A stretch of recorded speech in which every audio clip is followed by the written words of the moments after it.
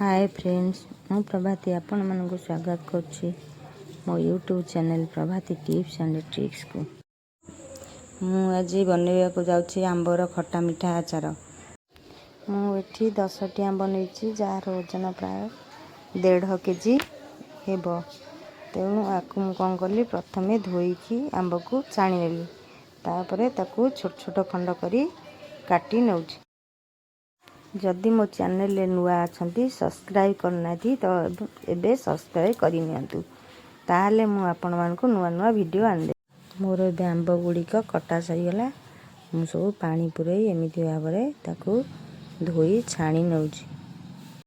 एही आंब खंड गुड़ी को आमे कौन करिबा ना गोटे डिश रे भरी ताधरे किछि लूण देई गोटिए राती ताकू भिजाई रखी देबा।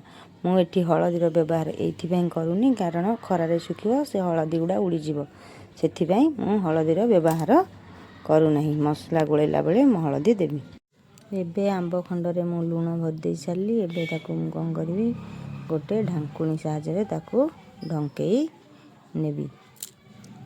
गोटिए राती लूण पानी रे आंब रहिला परे ता पर दिन सकाळू मु कोन कली ना आंब खंड को सब एमिति थाली रे सबू छाणी देली। छाणी देई आपर आकु नहीं मु खरारे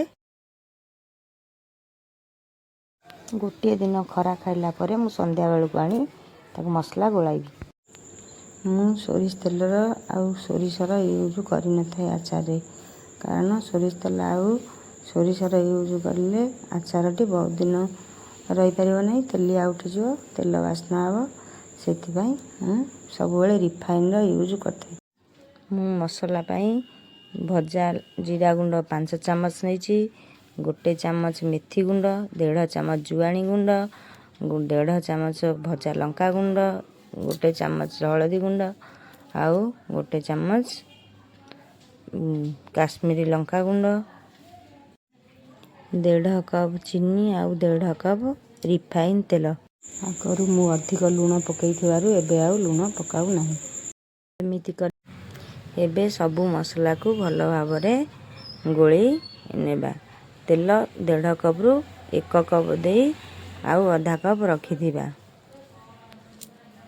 सबु मसला को गोळी सारी आमे एमिति डबारे मो पाखरे एडी काच बोतल नै, सेथिପାଇଁ मु डबारे एमिति भरी नउची। आ ऊपर जो आधा कप तेल अछि ता भितरे देई दबा।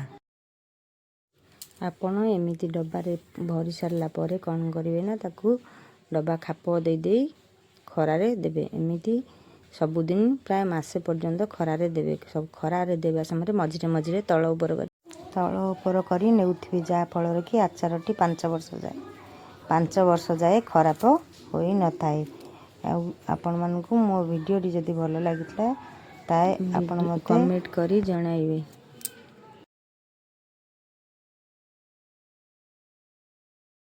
पुणी देखा आउ एक नुआ वीडियो रे। आपणक मतामत को अपेक्षा करी रहिली। Bye bye.